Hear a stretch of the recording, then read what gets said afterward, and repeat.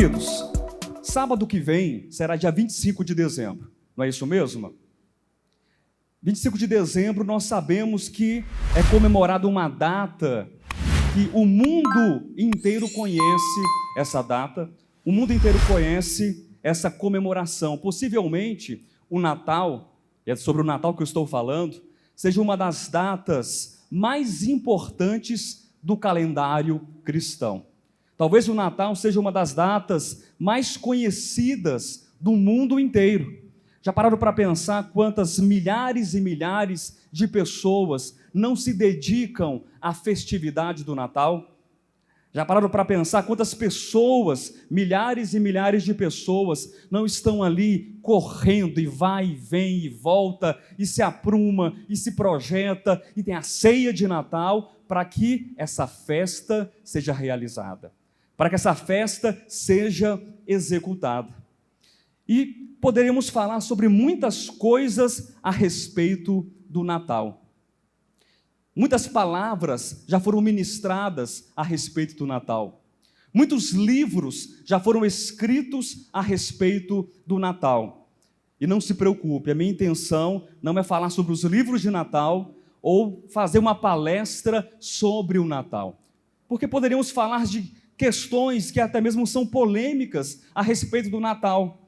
Nós, alguns anos atrás, até mesmo nos dedicamos, talvez nós tenhamos aí uma meia dúzia de ministrações, uma meia dúzia de palestras que tratam sobre o Natal. Por exemplo, qual é a origem do Natal? E aí, irmãos, muitas pessoas se preocupam, se dedicam, estudam para falar a respeito da origem do Natal, porque o Natal, ele foi instituído por Constantino no 4º século da era cristã. Parabéns! E aí você tira 10 na sua pesquisa, você tira 10 nos seus estudos acadêmicos. Mas do que vale isso para as nossas vidas? Saber que o Natal foi instituído no 4º século da era cristã, ou de repente aqueles que são mais puros, entre aspas, no seu desenvolvimento da fé, são mais puritanos, ou até mesmo são mais extremistas e religiosos, dizem, mas o Natal é uma festa totalmente equivocada. O Natal é uma festa totalmente pagã. Pastor Josué, você deveria falar sobre isso, porque afinal de contas, Constantino, lá no 4º século, ele instituiu e estabeleceu o Natal no dia 25 de dezembro. E você não sabe, pastor Josué, o que significa a comemoração do dia 25 de dezembro? É o nascimento do Deus Sol. É o nascimento do Deus invicto. Então, nós não podemos ser profanos como os demais. E aí há cristãos, e aí há pessoas extremamente puritanas que batem no peito e dizem assim, nós não nos misturamos com esse tipo de gente. Então, há várias perspectivas que podem ser apresentadas a respeito dessa data comemorativa. Há, por exemplo, o Natal chamado Natal comercial. Porque as pessoas compram, sim ou não, nesse período festivo. As pessoas vendem, sim ou não, nesse período festivo. Só para vocês terem uma ideia, estima-se, a Federação do Comércio Brasileiro estima que mesmo agora, em período de pandemia ainda, em período de profunda crise financeira, somente no Brasil é possível que nós brasileiros gastemos mais, senta aí na sua cadeira direitinho para você não cair, mais de 60 bilhões, você escutou bem, 60 bilhões de reais nas vendas e nas compras e nos comércios em torno do Natal. Há outras pessoas que se preocupam em saber se Jesus Cristo de fato nasceu ou não nasceu em dezembro. Deixa eu fazer aqui uma pergunta para vocês. Quem acha que Jesus Cristo nasceu em dezembro? Levanta a mão. Dia 25 de dezembro. Ninguém sabe, né? Ou ninguém acha. Aí vem o historiador, vem o arqueólogo que diz assim, não, Jesus não nasceu em 25 de dezembro, porque na Palestina, naquela região, não era possível estar ali, aquele nascimento, porque os pastores estavam no campo. Vocês percebem como as pessoas se perdem em genealogias sem fim, no Natal capitalista, na origem sincrética do Natal, e se perdem em Constantino, e se perdem no tal espírito do Natal também. Mas, pastor Josué, você tem alguma coisa contra o espírito de Natal? Não. Eu não tenho nada contra a bondade, se de fato esse espírito é a bondade. Eu não tenho nada contra as pessoas fazerem o bem ao próximo. O grande problema é qual é o combustível, qual é a intenção, qual é a motivação que está por trás dessas ações. E nessa noite, queridos, eu não quero falar sobre questões históricas, questões geográficas, questões econômicas, questões polêmicas. Não quero falar se Jesus Cristo nasceu em dezembro, em fevereiro, em março. Eu não sou historiador, não tenho habilidade e competência para isso, não sou arqueólogo, não sou também astrólogo, não sou astrônomo para explicar o que era a estrela de Belém. Pastor, mas o que era? Era uma supernova que explodiu? Era um cometa, pastor? O que era? Era um planeta que estava escondido e depois se revelou. Eu não sei, meu irmão, dizer para você o que era a estrela de Belém. Eu não sei dizer para você nada disso. Mas eu sei dizer uma coisa importante para você. Nós precisamos experimentar não propriamente o Natal, não propriamente a festa, porque se você fizer a festa, amém, faça a festa.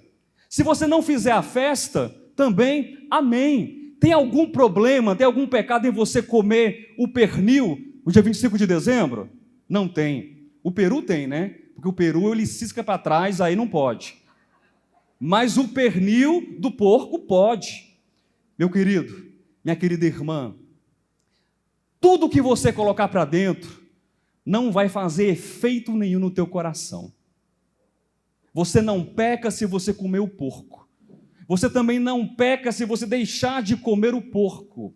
Mas o que nos interessa e o que deve mobilizar o nosso coração, o que deve cativar o nosso coração é a experiência do nascimento, da revelação, do crescimento, da exaltação de Cristo Jesus, o nosso Senhor, em nossas vidas, todo dia, de domingo a domingo, de janeiro a janeiro. Todos os dias nós precisamos experimentar e comungar dessa participação, da revelação de Deus em nossas vidas. Se você quer fazer uma festa, faça, mas a festa não altera o curso e o rumo da tua vida. Se você quer comer, beber, festejar, dançar, faça, mas nada disso pode alterar o rumo da sua vida. Mas Cristo em nós altera, Cristo em nós nos modifica, nos melhora e nos aperfeiçoa.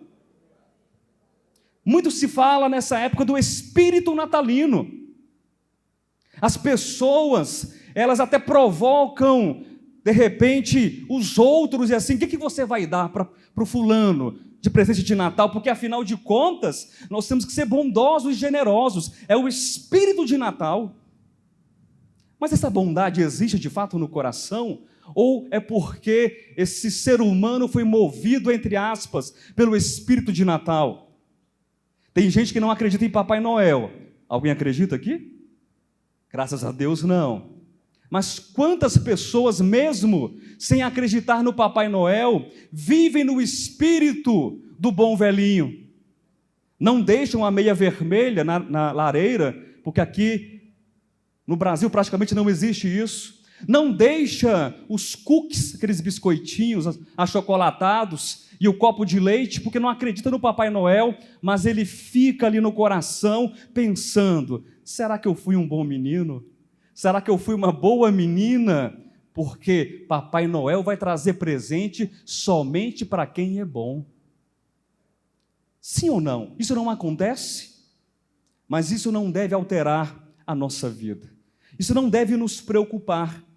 Eu não estou aqui para dizer que você não precisa ou não deve fazer uma festa sábado que vem, mas eu estou aqui nessa noite para falar para você que existem coisas que são importantes, existem coisas que são indispensáveis, Vera, em nossa vida, amém? São indispensáveis.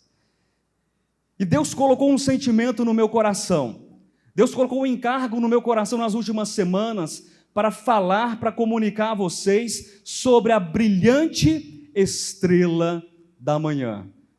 Amém? Eu não quero falar sobre o espírito de Natal, eu não quero falar sobre o nascimento do Jesus histórico, se foi em março, em fevereiro, abril, ou se foi em dezembro.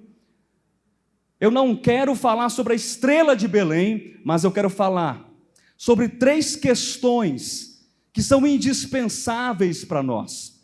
E é muito interessante que nós, de um bom tempo para cá, nós temos nos acostumado, graças a Deus, e temos tido o rico privilégio de sermos beneficiados por ministrações em que o foco de cada mensagem é assim: olha, pare, ei, desperte, porque existem coisas que são importantes para você. Existem coisas que são necessárias e indispensáveis para você. E é sobre isso que eu quero conversar com vocês nessa noite. E a primeira questão que eu quero compartilhar, e essas 3 questões, na verdade, elas estão relacionadas umas às outras. São questões que fazem parte de uma mesma experiência, são questões que fazem parte de um mesmo fenômeno espiritual que nós conhecemos nas Escrituras como o novo nascimento.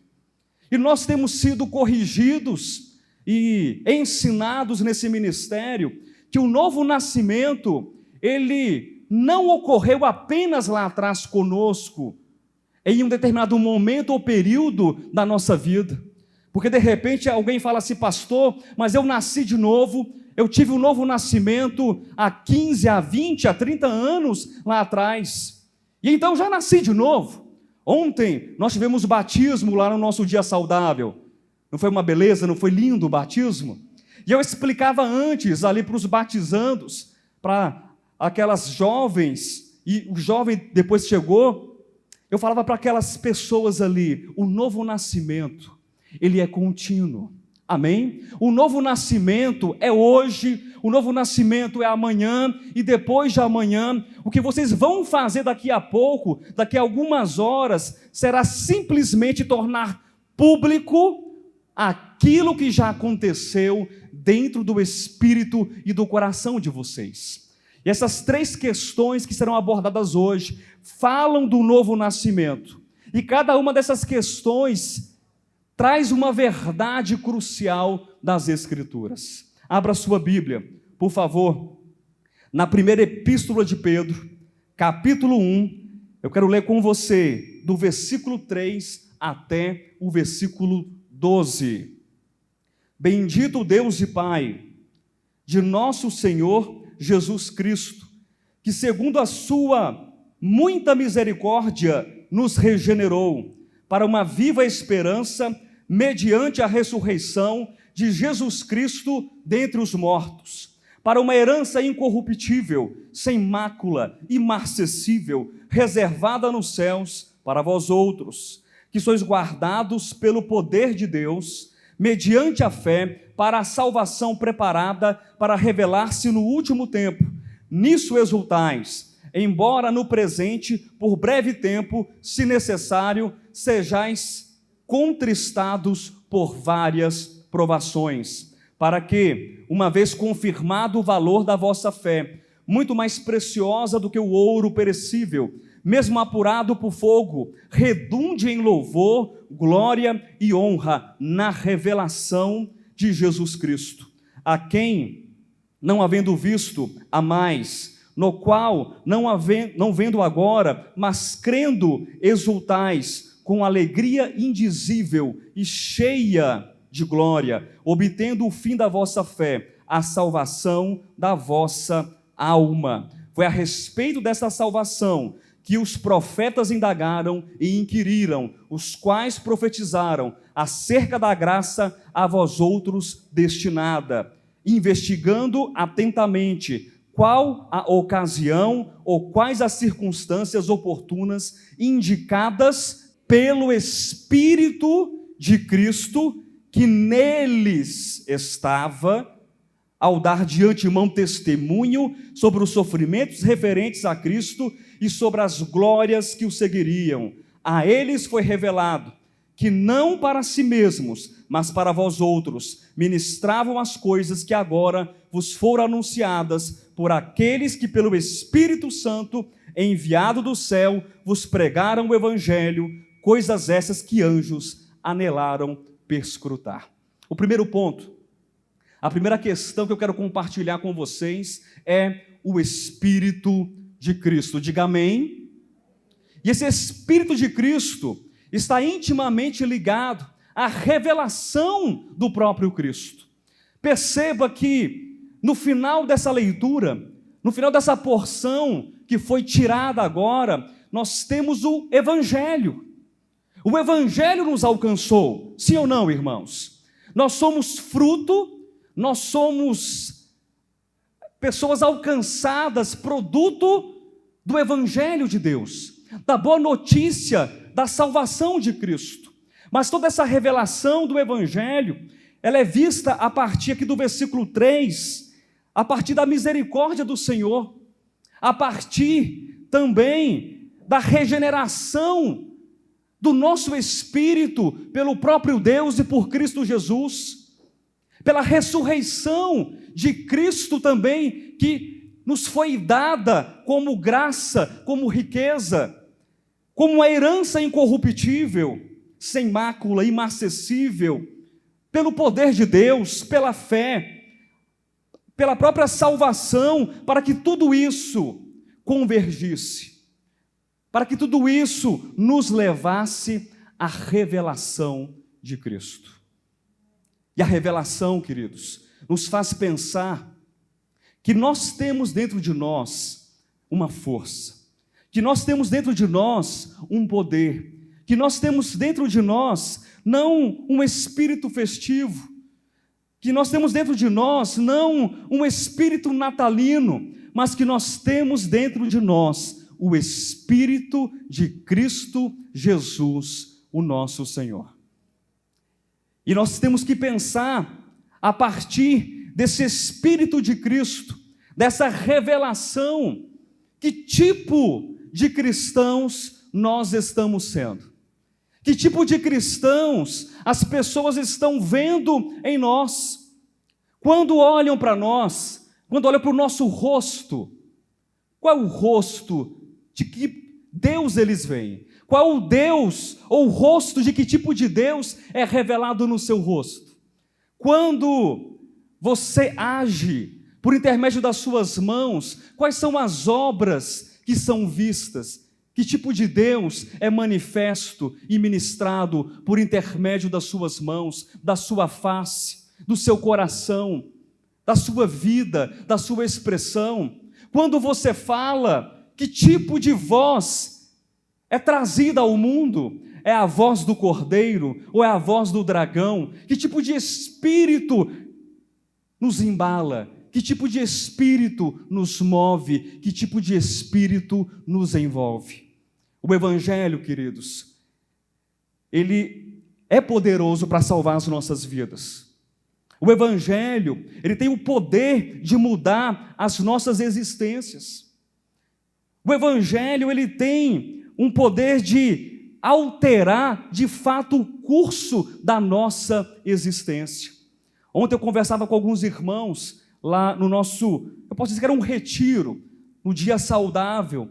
Quantas pessoas se preocupam com coisas, se preocupam com roupas, se preocupam com vestes, se preocupam com costumes, em nome da fé, em nome da religião, em nome de um suposto, de um pseudo-evangelho, estão mais preocupadas com um utilitarismo religioso. E eu explico para vocês o que seria isso. Porque se eu digo que eu vou à igreja, se eu digo que eu leio a Bíblia, se eu digo que eu oferto, que eu trago o dízimo, se eu digo que eu estou fazendo coisas para Deus ou para a religião, então eu me torno uma pessoa melhor.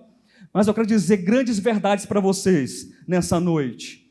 O fato de você simplesmente ler a Bíblia, o fato de você simplesmente vestir uma roupa que é mais composta, o fato de você simplesmente trazer uma oferta ou um dízimo, isso não muda a sua existência, isso não muda o seu coração, mas o que muda o nosso coração é o tipo de espírito de razão que move você a ofertar, a congregar, a cantar, a orar, a jejuar, a celebrar a vida em Deus e por Deus. Nós precisamos nos perguntar que tipo de espírito está em nós. Pastor, mas eu sei que é o Espírito de Deus, eu sei que é o Espírito de Cristo. Então nós não podemos nos preocupar com esse movimento utilitarista de fazer coisas agora, hoje, para receber amanhã, para receber depois uma recompensa. O nosso coração deve ser um coração desprendido no Senhor, amém? Um coração que enxerga que Deus é a nossa razão, que Deus é tudo aquilo que nos move e nos compele a avançar. Nós não acreditamos em mitos, em fábulas, em crendices que vão alterar a nossa vida, que vão nos melhorar. Nós não somos aqueles que acreditam que colocar, de repente, uma meia para o velhinho, para o bom velhinho, isso vai nos abençoar. Nós não somos aqueles que acham que depois do arco-íris nós vamos encontrar, de repente, um pote de ouro.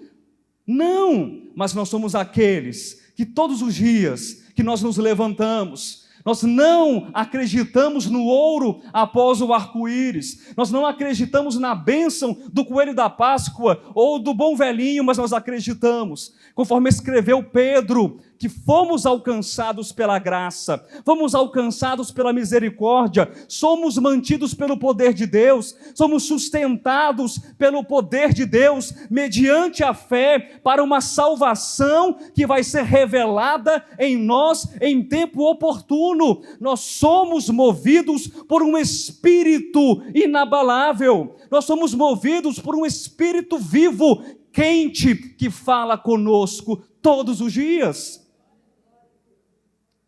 Esse é o espírito que nos move. Não é o espírito do capitalismo, não é o espírito do comprar, do possuir, do ter, mas de ser uma nova criatura e uma expressão diariamente renovada e transformada em Cristo Jesus. Isso é um novo nascimento, isso faz parte da esfera do caminhar como novas criaturas.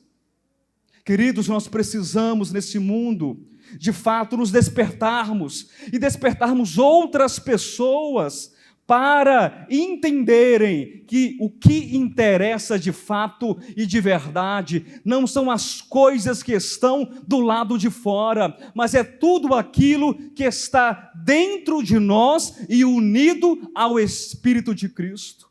O apóstolo Pedro escreveu que anjos perscrutaram, anjos anelaram obter a graça de receber ou de pregar o Evangelho. Os profetas do Antigo Testamento vislumbravam de longe essa graça do Cristo que seria revelado um dia, desse Espírito que habitava neles, mas Deus havia prometido a seu respeito e a nosso respeito promessas maiores. Mas para quê? Mas para quê?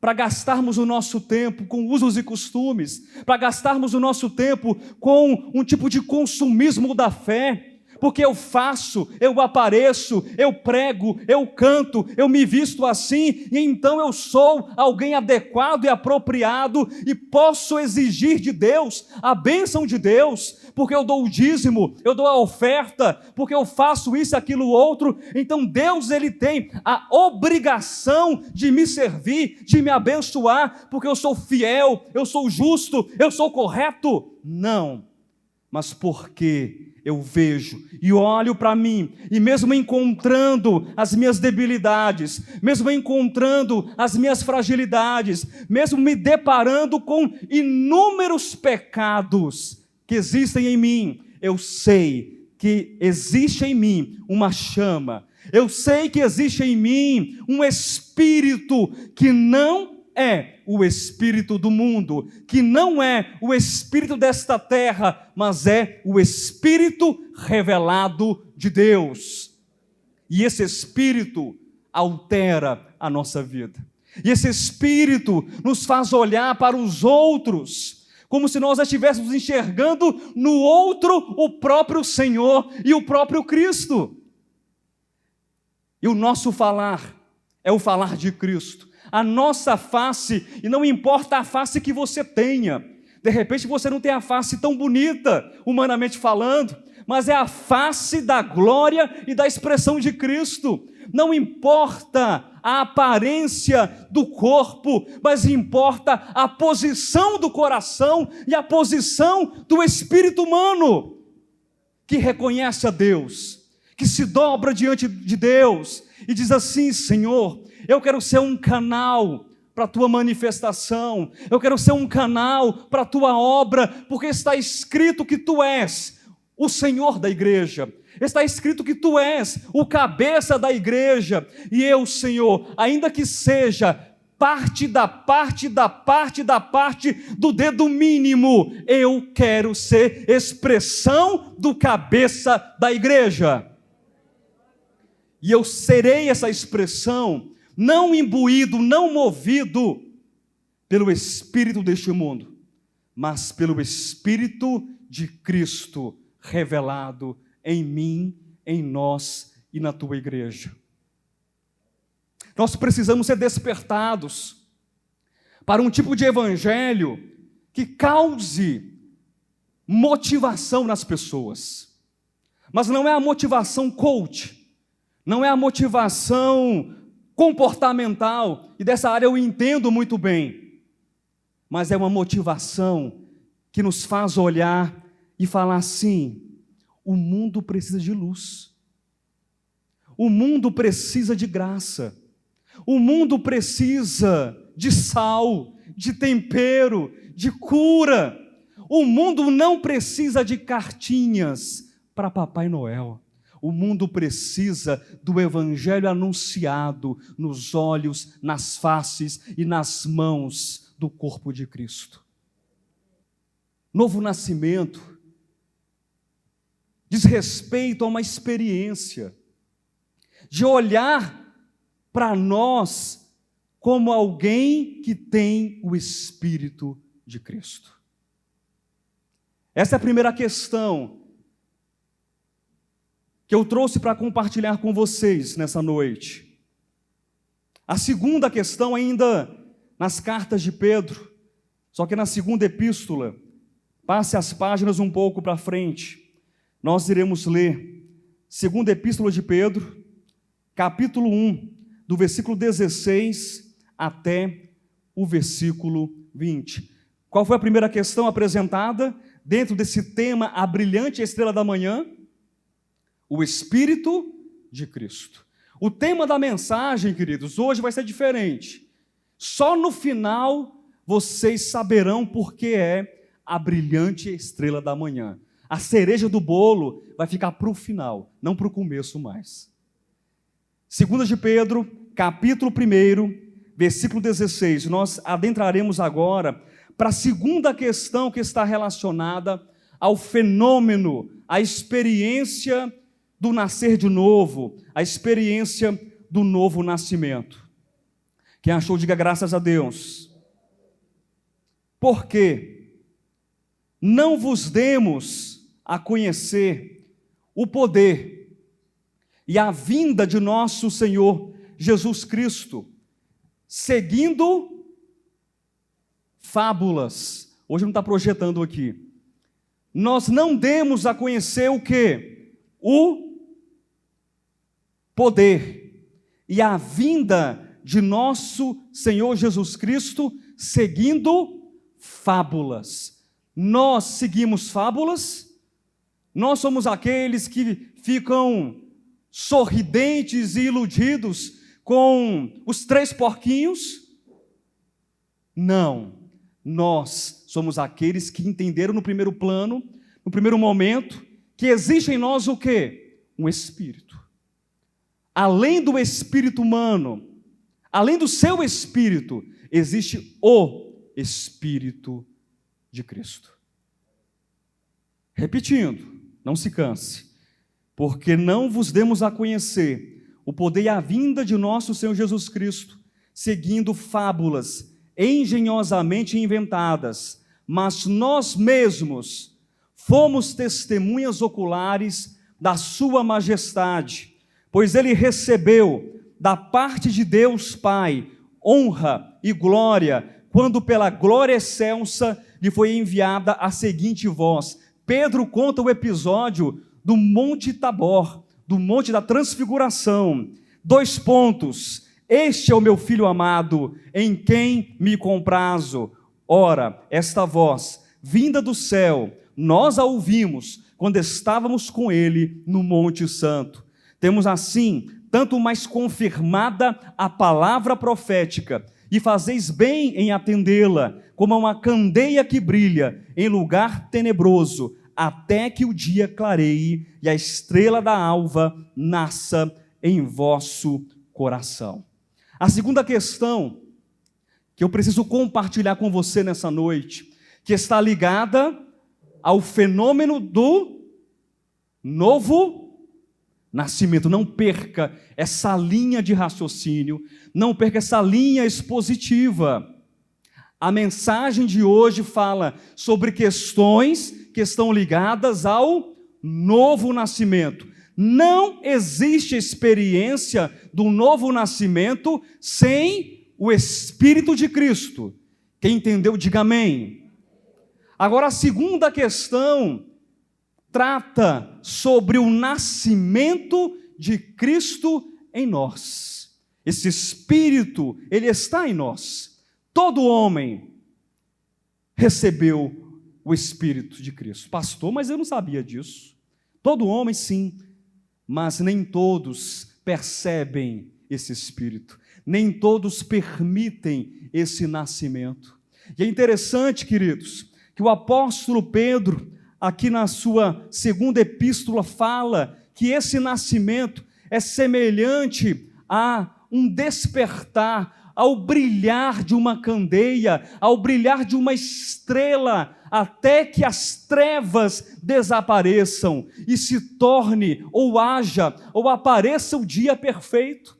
Eu imagino como se fosse aquela mesma ocasião em que Deus, ele restaurava ou criava a terra, e não importa aqui qual o entendimento que você tem sobre isso, do ponto de vista teológico, mas Deus, certa feita, diz: haja luz, e houve luz. A partir da iluminação, a partir da luz, existe o nascimento da consciência de Cristo em nós. Amém? E essa segunda questão do nascimento de Cristo em nós, ela está ligada àquilo que o apóstolo Pedro diz no versículo 16, ao poder de Cristo e à vinda de nosso Senhor Jesus Cristo. E neste momento eu preciso falar uma coisa importantíssima para você. Muito se fala a respeito da vinda do Senhor, sim ou não? Muito se fala. E é importante que se diga a respeito da vinda do Senhor. Existem até mesmo termos que são técnicos, que são específicos, que são teológicos. E eu sei que vocês conhecem um termo que é chamado parousia. Quem já ouviu falar aqui? Pelo menos uma centena de vezes. A parousia é essa vinda que que ela é muito maior do que a própria vinda, mas é a vinda e a manifestação e a própria revelação do Senhor.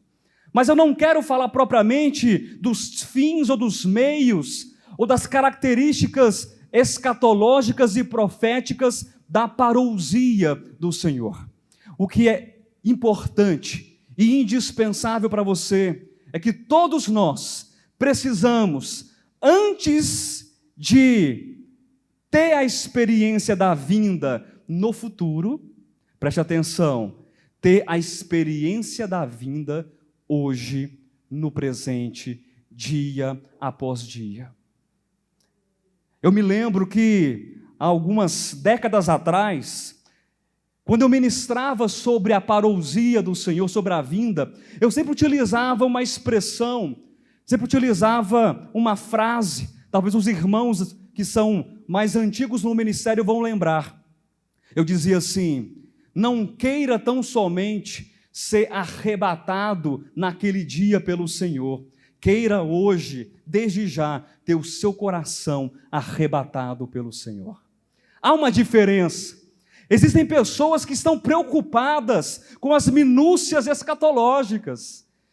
Há pessoas que estão preocupadas com o texto, e tem que explicar o texto corretamente, mas não tem a experiência da vinda hoje, da parousia hoje. Mas pastor, tem algum problema em entender as coisas? Não, não tem problema você entender, meu irmão. Faça seus estudos, entenda, tudo isso pode ser importante na sua vida, mas você pode ser um bom acadêmico, você pode ser um bom escriba, você pode ser um bom doutor, você pode explicar como ninguém no mundo a respeito da parousia do Senhor. Você pode ser capaz de citar de cor e de salteado todos os textos do Novo Testamento e as referências cruzadas de todos os textos do Antigo Testamento. Você pode ser capaz de posicionar todos os verbos no hebraico, no grego, e explicar o que significa a vinda do Senhor nos vários contextos de cada autor, de cada escritor. Mas se o teu coração for vazio e destituído do nascimento de Cristo hoje, a parousia não chegou para você, a vinda do Senhor não chegou para você ainda. Nós precisamos nos despertar, nós precisamos entender que essa vinda pode existir hoje para nós, amém? Pode existir agora para nós, e eu não falo como muitas pessoas costumam colocar medo nos cristãos. Pensa ali num dia de domingo, num culto à noite, olha, Jesus Cristo pode voltar ainda hoje na sua vida, porque você não sabe, meu irmão, saindo daqui, o que vai acontecer com a sua vida. De repente você está dirigindo, nesse tempo chuvoso, e aí vem um carro e te fecha, e você parte dessa vida para outra, e a pessoa fica ali angustiada, ela fica ali completamente trêmula. Não é disso que eu estou falando. Eu estou falando de receber esse nascimento como uma experiência diária. Todos os dias, Cristo precisa brilhar, crescer e nascer dentro de nós. Amém? Graças a Deus. Eu quero ler um texto em João capítulo 16. Vamos voltar um pouquinho, ainda falando sobre o nascimento de Cristo em nós. Abra sua Bíblia, volte aí alguns livros. João 16, nós iremos ler apenas 2 versículos. Versículo 21 e 22. Quem achou, diga amém. O primeiro ponto tratava, a primeira questão, me ajudem, o Espírito de Cristo. Esse segundo ponto, nós estamos falando sobre o nascimento de Cristo em nós. Perceba que, e aí entendo a minha fala, eu não estou falando do nascimento do homem Jesus apenas, ou do Jesus histórico, porque eu não sei se ele nasceu em fevereiro, em março, em abril, ou em janeiro, ou em dezembro. Isso não me interessa, mas o Espírito eterno do Cristo. precisa ser manifesto. E essa experiência do novo nascimento tem que ser experimentada. Obrigado, irmãos. Olha só, João 16, 21 e 22.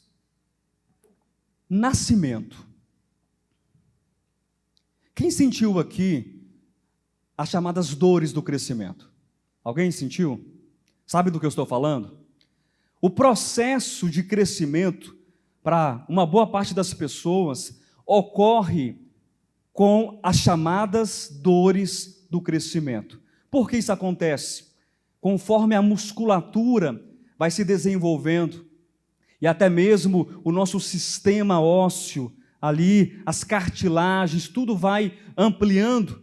Tem gente que amplia mais, tem gente que amplia menos, é claro, mas a gente vai experimentando a dor do crescimento. E é bom crescer, mas ao mesmo tempo dói crescer, sim ou não? E não tem como fugir. Na experiência cristã é a mesma coisa. Você está crescendo? Deixa eu ver as mãos aqui, de quem está crescendo. Quem não levantou a mão está crescendo também, eu sei, porque seu homem interior está aí também pulsando e crescendo dentro de você. Se você levantou a mão, você está crescendo. Se não levantou, eu sei que você também está crescendo. E todos vão concordar com isso. Dói. É um sofrimento também crescer na experiência cristã. E esse texto, queridos, é um texto belíssimo e extraordinário, que nos fala sobre isso. Jesus Cristo estava se despedindo aqui, desde capítulos anteriores. Leio depois o 14, o 15 e o 16, ele fala sobre a vinda do Consolador, e os discípulos estavam ali desconsolados, estavam tristes e cabisbaixos, porque Jesus iria partir. E esse capítulo, ele fala sobre isso, o contexto é a ida do Senhor, mas não se preocupem, não fiquem aí, por favor, preocupados, porque eu vou enviar alguém, eu vou enviar um Consolador. E nós temos aqui nessa porção pinçada, versículos 20 e 21, algo interessante demais. Jesus Cristo, como um bom professor, ele traz uma metáfora. Versículo 21. A mulher, quando está para dar à luz, tem tristeza. Tem tristeza. Há quantas mães aqui no local de reuniões? Eu estou levantando a mão, mas eu não sou mãe não, tá, gente? É só para apoiar vocês que estão levantando as mãos. Existe uma tristeza. Em que sentido esse texto ele se encaixa com a experiência da maternidade? Porque tem dor. Tem dor. Há uma alegria, nós vamos ver no texto, mas tem o quê? Tristeza por conta da preocupação e por conta da dor. A mulher, quando está para dar à luz, tem tristeza. Por quê? A sua hora é chegada. Irmãos, por favor, conectem as ideias. Ele vai explicar, Cristo vai explicar do que se trata. Mas depois de nascido o menino, já não se lembra da aflição, pelo prazer que tem de ter nascido ao mundo um homem. Pausa. Depois eu vou para o versículo 22. A segunda questão que está sendo apresentada e tratada, que fala do escopo do novo nascimento, é o quê? O nascimento de Cristo em mim, em você, em nós. Mas esse nascimento, eu dizia a vocês, que ele é acompanhado de dor também. É acompanhado de sofrimento também. Não, pastor, não concordo com você não. Não, tudo bem, não concorde comigo. O seu velho homem, quando está muito ativo, querendo pecar ou já pecando muito, e aí vem aquela luz do Espírito de Cristo dentro de você, o Espírito batendo lá, pulsando, e você ali, sabe, no oba-oba do pecado, do errar o alvo. E aí você não quer abrir mão da sua satisfação, você não quer abrir mão do seu desejo. Você não quer abrir mão do Deus deste século, do seu ego. Você não quer abrir mão de coisas que fazem bem para a carne e para o velho homem.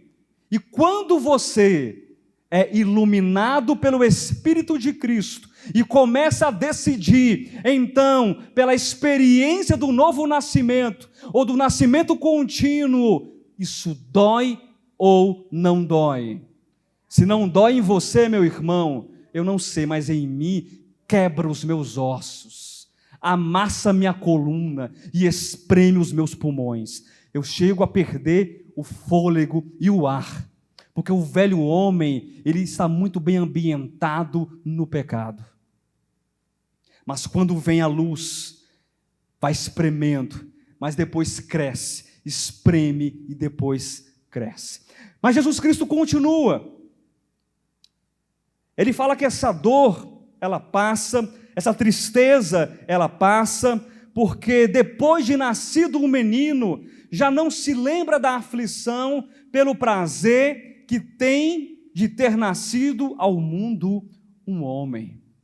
Deixa eu falar uma coisa para vocês. Não tomem isso no sentido de gênero, amém? De macho ou de fêmea, de homem ou de mulher. Não tomem nesse sentido. O mundo precisa do nascimento de homens. Amém? O mundo precisa do nascimento de homens.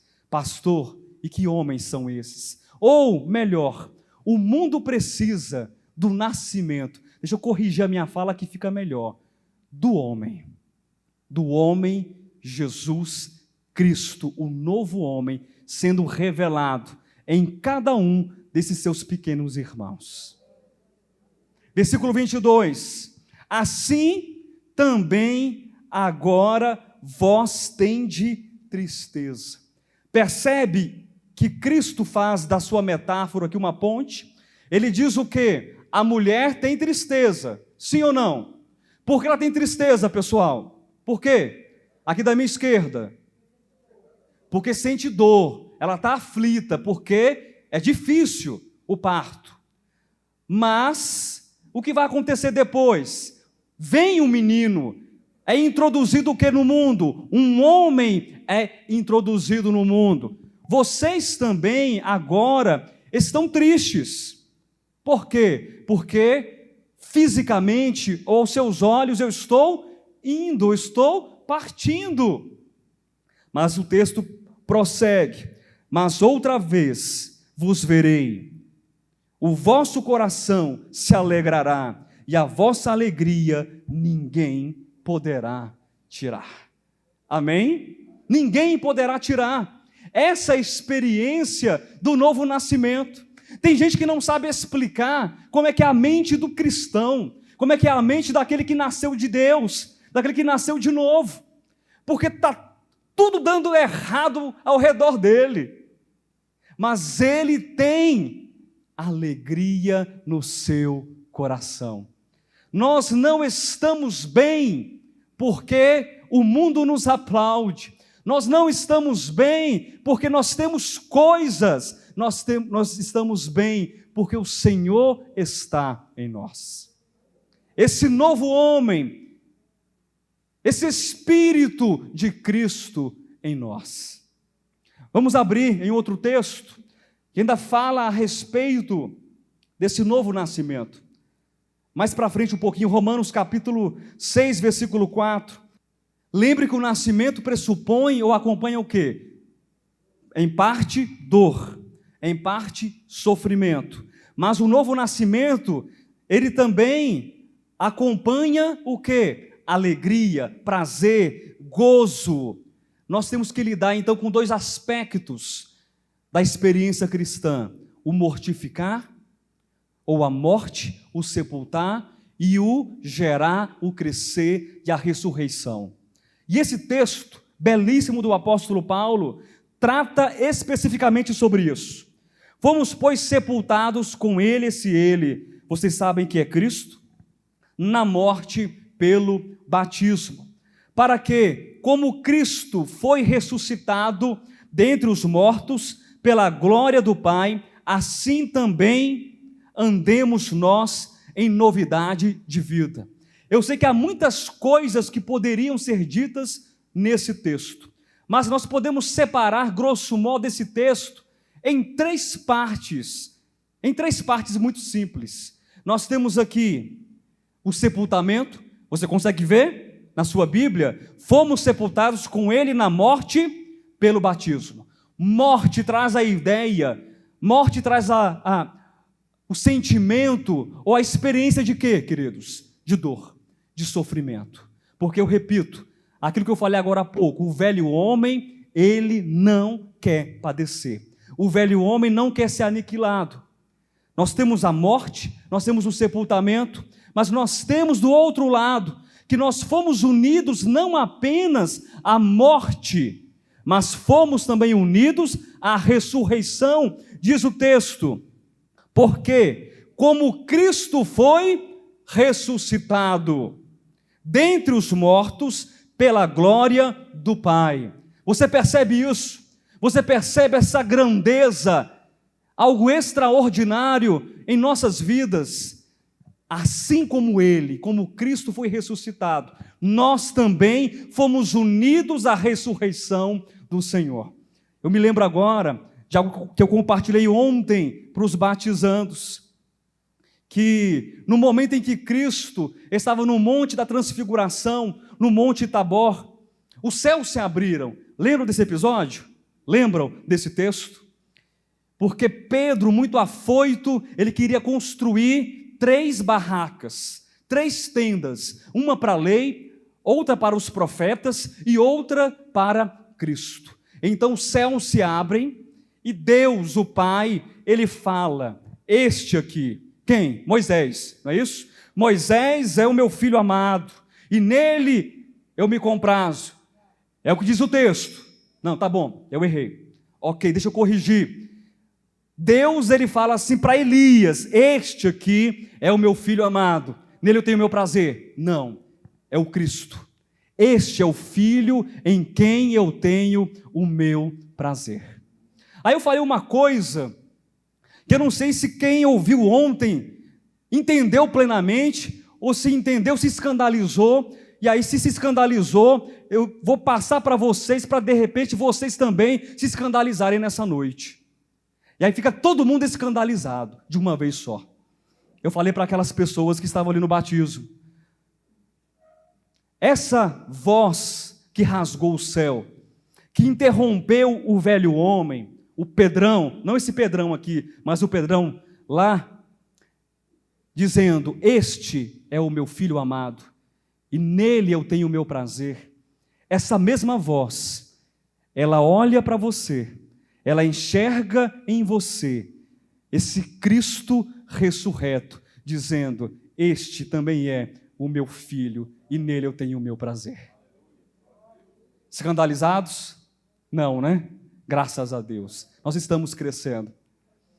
Nós não somos o filho primogênito, nós não somos os herdeiros do universo, nós não somos aqueles que detêm o poder, a majestade, a honra e a glória, mas o prazer do Pai também repousa sobre as nossas vidas, a misericórdia do Pai também repousa sobre as nossas vidas, porque Ele, o Cristo, é o primeiro, Ele é o primogênito dentre 1, 2, 3, 4, 5, 6, 7, 100, 200, 300 e milhões e milhões e milhões de muitos irmãos que nasceram de Deus. Isso é um novo nascimento. Dói, mas há do outro lado a experiência da ressurreição. E eu disse que esse texto de Romanos pode ser dividido em 3 partes, a morte e o que mais? A ressurreição, mas eu morro e também experimento a ressurreição, não é para ficar vazio, não é para ficar sem fazer nada, é para o quê? É o final do versículo. Assim, esse assim significa o quê, meu irmão? Me ajude aí você. Esse assim, por favor, Cádimo. Assim como você morreu, assim como você ressuscitou, do jeito que Cristo morreu, do jeito que Cristo ressuscitou, e não foi pelo poder do Papai Noel, mas pela glória do próprio Pai. Assim também andemos nós em novidade de vida. Nós experimentamos o morrer e o ressurgir para sermos de fato e de verdade novas criaturas. Andemos em novidade de vida. Isso é novo nascimento. É hoje e amanhã e sempre a experiência do novo nascimento. Quem entendeu, diga amém. A primeira questão ligada ao fenômeno do novo nascimento, qual foi? O Espírito de Cristo, que nos fala sobre a revelação de Cristo e do próprio Evangelho em nós. A segunda questão ligada ao novo nascimento é o nascimento desse Espírito ou de Cristo em nós, que está ligada à vinda desse homem, desse novo homem em nós e por nós. E para começar a chegar na finalização dessa mensagem, de fato agora vem a explicação do tema, ou do título da mensagem de hoje: a brilhante estrela da manhã. Quem já ouviu essa expressão antes alguma vez? Todos já ouviram? Muito bem. Mas o que significa essa expressão, a brilhante estrela da manhã? Ah, pastor, eu sei, estou nesse ministério já tem 20 anos, já vi, foi uns 20, 30 estudos sobre a brilhante estrela da manhã, e eu sei que você, de repente, sabe disso, porque lá em Isaías, capítulo 14, versículo 12, em latim, na Vulgata, a expressão, como caístes do céu, ó brilhante estrela da manhã, lá no original, lá na versão de Jerônimo, da Vulgata, está escrito Lucifer. Nossa, parabéns para todos nós. Mas isso muda a nossa vida? Não muda a nossa vida. Latim, grego, hebraico, aramaico, faz bem, mas não muda a vida de ninguém. A brilhante estrela da manhã. Abra sua Bíblia, em Apocalipse 22, versículo 16, é o primeiro texto que eu quero compartilhar nessa porção derradeira. Preste atenção nessa leitura. Está ali. Eu quem? Eu, Jesus, enviei o meu anjo para vos testificar estas coisas às igrejas. Ponto. Vamos ler o texto, ponto a ponto, vírgula por vírgula. Eu sou a raiz e a geração de Davi, vírgula, a brilhante estrela da manhã. Queridos, quem é a raiz de Davi? Estão com medo de dizer? Leia o texto, não é pegadinha não. Leia o texto. Quem é a raiz de Davi? Amém, você não vai pecar se você repetir a Bíblia. Quem é a geração de Davi? Jesus. Quem é a brilhante estrela da manhã? Jesus. Amém. Está claro para você? Glória a Deus. Abra sua Bíblia, ainda em Apocalipse capítulo 2 agora. Nós iremos ler o texto de abertura que o irmão Pedrão leu para a congregação nessa noite. Apocalipse 2, versículos 26, 27, 28. Quem achou, diga amém. Ao vencedor. Perceba, vamos linkar esses textos aqui. O texto de Apocalipse 22, 16 nós temos um sujeito lá. Não é aula de língua portuguesa, mas vamos entender isso. O texto, aquele eu sou, quem é? Jesus. Você está claro disso? Graças a Deus. Agora aqui nós temos alguém. Essa carta é dirigida, e aqui no final, ao vencedor. Quem é o sujeito aqui? É o vencedor. Esse vencedor que guardar até o fim as minhas obras, eu lhe darei autoridade sobre as nações. Está entendendo o texto? Quem vencer receberá autoridade sobre as nações. E essa autoridade, versículo 27, com cetro de ferro as regerá e as reduzirá a pedaços como se fossem objetos de barro. Não fique triste com o texto, é uma figura de linguagem, embora tenha sido escrita em grego, essa porção, nós não podemos esquecer que João era judeu, João era semita, era uma expressão comum para um judeu, para um semita. Autoridade sobre povos, autoridade sobre nações. É como que ter uma vara, ter uma cana para despedaçar os jarros, despedaçar aquilo que estava ali perto dele. É autoridade, é governo, é domínio. Versículo 28. A gente vai ligando. O vencedor que guarda a palavra, recebe autoridade e governa sobre as nações. Assim. Então tudo isso acontece, queridos, de um modo. Assim como também eu recebi de meu Pai, vírgula, dar-lhe-ei para quem? Para o vencedor, do versículo 26, ainda a estrela da manhã.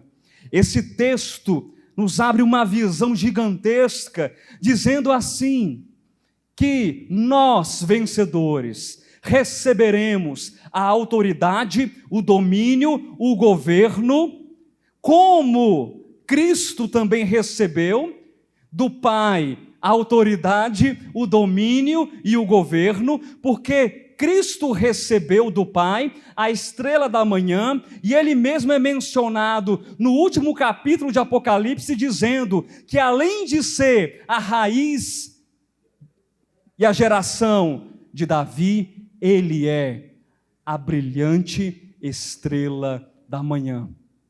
Posição, função, posto, e eu não posso entrar em detalhes porque dá uma mensagem só disso aqui.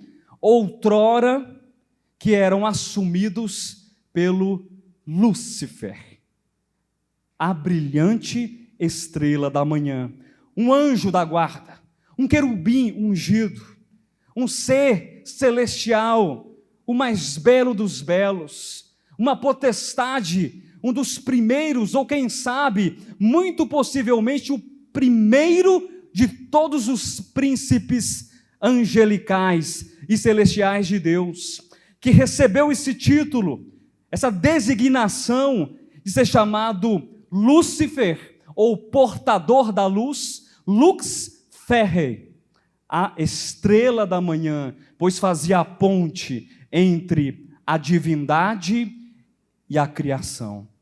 Sabe que Deus está falando, por intermédio desses textos, nós receberemos o governo, o domínio, a autoridade e a brilhante estrela da manhã, porque Cristo é essa brilhante estrela da manhã, porque Cristo é esse Espírito que nos move e nos conduz. E ora, se você é conduzido pelo Espírito de Cristo, se você nasceu em Cristo e por Cristo, a brilhante da estrela da manhã brilhará em você e através de você, para que você seja luz para os povos, luz para as nações e luz para o universo inteiro.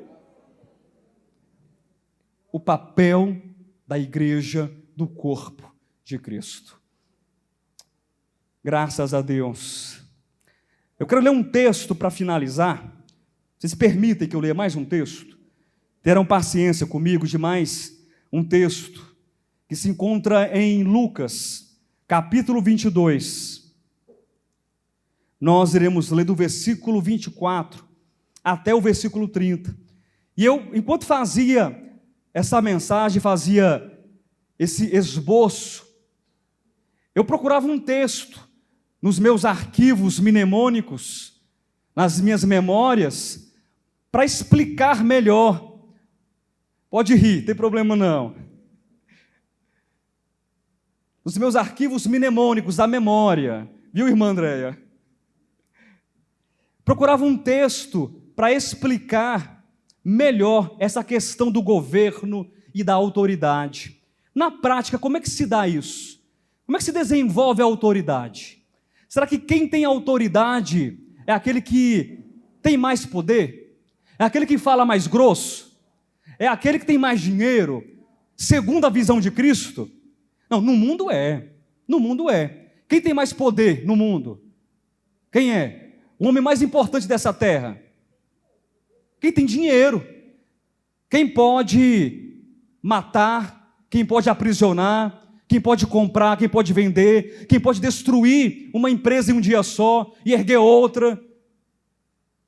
Quem tem dinheiro? Quem tem status? Quem tem fama? Esses são os critérios e os conceitos de autoridade, de governo nesse mundo. E é interessante que lá atrás, os discípulos também estavam preocupados. Quem é que manda mais aqui?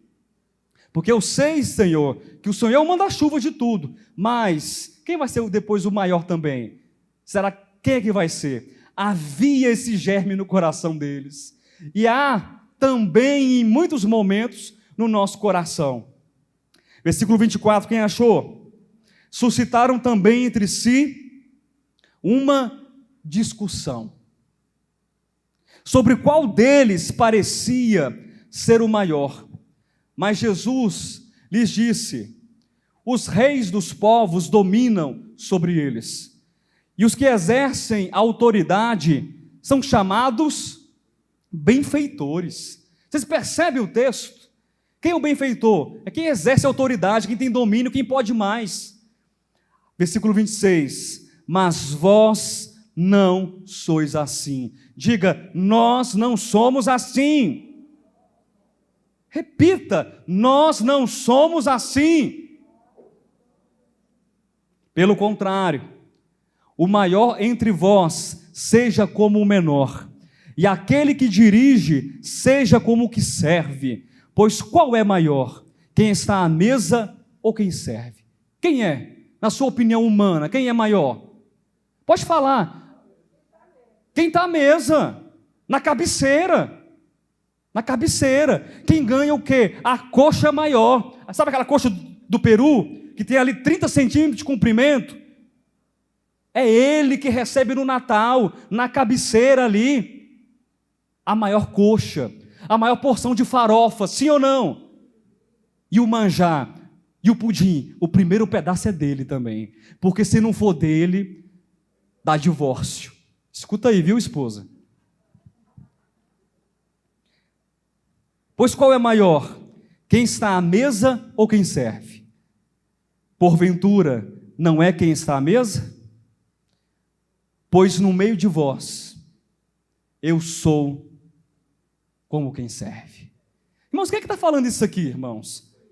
Não, é o Barack Obama, gente. É o Barack Obama que estava lá, dizendo, é ele. Quem é? Quem mais? Qual o nome daquele cara rico lá, o Cadmo? Hã? O Trump, não, aquele que tem a maior empresa do mundo de tecnologia. Elon Musk. É ele. Não é? Nós cantamos um hino aqui no início da reunião.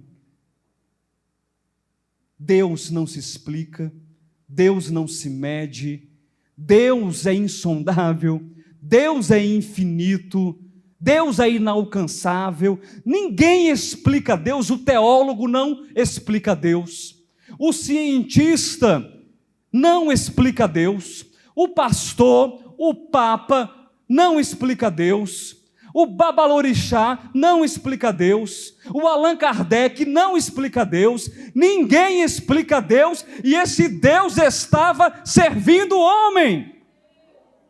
Eu também não sei explicar isso. Porque eu, com o meu coração humano, o meu coração que quer a coxa do peru e a maior fatia de pudim, eu não queria estar servindo ninguém. Eu queria estar ali com um babador bem grande para comer a comida toda. Mas o Espírito de Cristo nos conquista. O Espírito do novo nascimento nos faz olhar para dentro de nós e fala assim: Josué, deixa de ser cabra ruim e velho homem e se torne Cristo. Vocês entendem isso? A discussão que havia ali não tinha o menor sentido na perspectiva de Cristo. Versículo 28, vós sois os que tendes permanecido comigo nas minhas tentações. Versículo 29, irmãos, isso aqui é uma pérola. Quando eu li esse texto, eu não sei se vocês vão acreditar em mim, mas eu vou ser verdadeiro na minha fala. Quando eu li esse texto, e eu depois conectei com Apocalipse 2, e Apocalipse 22, é como se eu tivesse lido esse texto pela primeira vez, depois de mais de 40 anos de cristão. Acreditam em mim? Estou sendo verdadeiro com vocês. Não é para fazer tipo, não. Eu li esse texto e quando conectou com Apocalipse, versículo 29, assim como meu Pai me confiou um reino, eu vou-lo confio. Eu estou quase encerrando, queridos. Assim como meu Pai me confiou um reino, eu vou-lo confio. Vamos fazer aqui um resgate do texto. Vocês vão me ajudar para a gente encerrar essa ministração? Apocalipse 22, 16. Jesus é o que no texto? Me ajudem.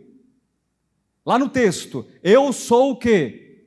A raiz de Davi, eu sou a geração de Davi, eu sou a brilhante estrela da manhã. Está claro? Para mim está claro. Apocalipse, vamos prosseguir. 2, 26, 27, 28. 26, ao vencedor eu darei autoridade para governar as nações. E vai despedaçar como se fosse objetos de barro. Versículo 28, como eu recebi a autoridade. Eu estou parafraseando, viu, irmãos? Não estou poluindo ou deturpando o texto. Como eu recebi a autoridade, como eu recebi o governo do meu Pai, eu também darei a vocês a autoridade e o governo, que é o quê? A brilhante estrela da manhã, ou a estrela da manhã. E a gente conecta tudo isso e vem para o versículo 29. Assim como meu Pai me confiou um reino, eu vou-lo confio.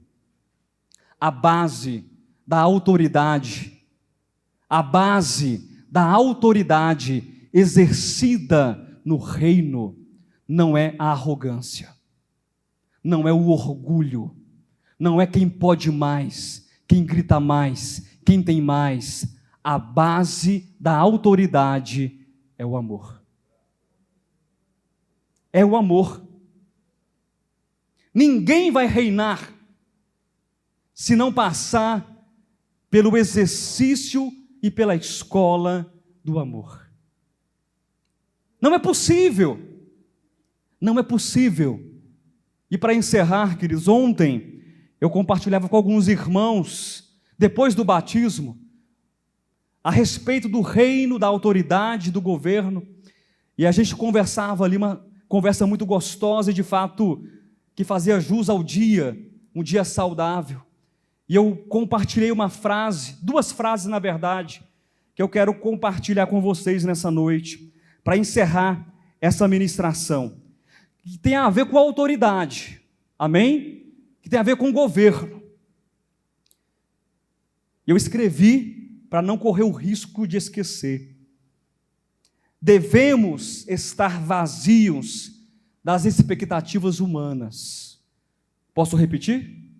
Devemos estar vazios das expectativas humanas. Qual era a discussão dos discípulos lá, nesse texto que a gente leu? Quem é que manda mais? Quem é o maior aqui? Eu acho, de repente, pensa Pedro, na minha opinião sou eu, porque eu sou mais corajoso. Ninguém pode negar aqui que eu sou mais corajoso, sim ou não? Pedro perguntando para os discípulos, para os companheiros, porque eu sou homem de batalha, eu sou homem de ação, ou não? Então eu acho que eu vou ser o maior. De repente, João pensava, serei eu, porque eu sou o discípulo amado. E aí, essa história não tem fim, mas Jesus Cristo corrige, e essa frase fala sobre isso. Devemos estar vazios de expectativas humanas. Queridos, eu quero compartilhar uma coisa aqui, por favor, entendam o que eu vou falar, não é para trazer holofotes para os irmãos que serviram ontem, não é, em hipótese alguma. Deus sabe da pureza e da honestidade do meu coração, mas eu fiquei tão feliz em ver os irmãos ali ontem, sem a menor preocupação se quem está cantando é fulano ou beltrano, se quem está pregando é fulano ou ciclano. Não havia preocupação, quem é que vai fazer a cerimônia do batismo? Não, tem que ser o pastor presidente. Tem igreja que é assim, é o pastor presidente. Quem que vai ministrar também é o pastor presidente. Não havia essas expectativas, arrogâncias humanas. Eu via pastor carregando mesa, eu via ali cooperador que está há 20 anos ali servindo marmita, eu via diácono ali que está há 20 anos no ministério, tomando banho em piscina gelada ali, para servir os irmãos. Não interessa quem canta, não interessa quem prega, não interessa quem guarda os carros, não interessa quem está fazendo essas coisas que nós estamos vendo, porque nós estamos vazios de expectativas humanas.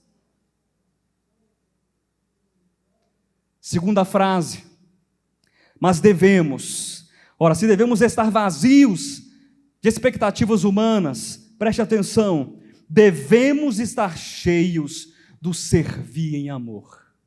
Se por um lado, nós devemos estar vazios de expectativas humanas, porque quanto é que eu vou receber por isso, Natália? Você vai me dar quanto para eu chegar aqui para abrir esse local de reuniões? Você acha que eu vou limpar esse local aqui com vocês, semana que vem? Não vou, eu sou pastor, estou aqui há mais tempo que você, isso não pode, isso é uma indignidade para mim. E não me chame também de Josué, é de bispo antes, viu? Josué. Porque quer ver, a ofensa pegar aqui é me chamar de Josué, de irmão. Quem disse que eu sou irmão? Eu sou pastor. Percebem esse tipo de coisa? E Deus nos livrou disso. E Deus está nos livrando mais ainda disso. Das expectativas humanas, dos aplausos humanos, de quanto você vai receber de elogio, isso não nos interessa, porque o nosso coração está cheio do servir em amor o Senhor. Servir em amor a Deus, servir em amor os irmãos, e é isso, queridos, que faz com que nós pensemos que o que mais nos interessa, o que vale a pena de fato, para que o dia seja perfeito em nós, aquela candeia que Pedro falou, até que a estrela da manhã, a estrela da alva nasce em nossos corações, é entender que o que importa não é o dia 25 de dezembro, o que importa não é o peru, não é o cordeiro, não é o pernil, não é a roupa, não é nada disso, o que importa não é ter seguidores, ter fama, o que importa é estar cheio do Espírito de Cristo, o nosso Senhor. E nós temos esse Espírito em abundância. Amém? Jesus Cristo é o nosso Senhor. Que essa mensagem, ela possa governar a sua vida. Que essa mensagem, ela possa governar todos os dias da sua vida. E você entenda que a brilhante estrela da manhã é Cristo brilhando em nós.